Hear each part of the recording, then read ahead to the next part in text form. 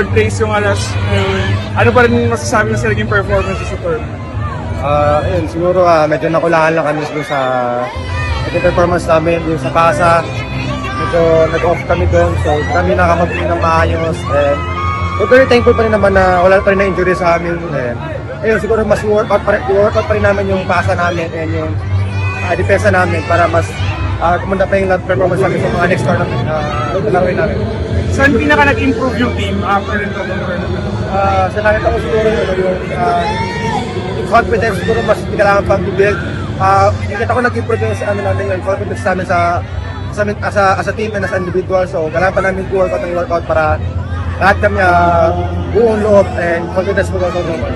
Gano'n ka lang ka-proud na kayo sa NU, si Owa, si Leo, ikaw, si Jade, kayo yung pinaka, kumbaga, umangat din talaga sa tournament? We're very happy, syempre, and syempre sobrang proud kami na, ayun na, yung mga anak ni Coach Dante, talagang, andun talagang makikita mo talagang kung paano yung sistema ng NU, kung paano pinakalagaan ng NU sistema ng NU.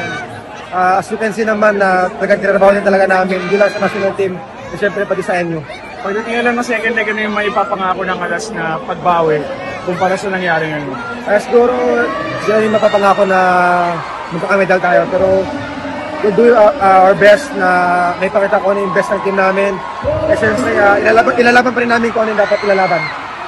Thank you, Bods.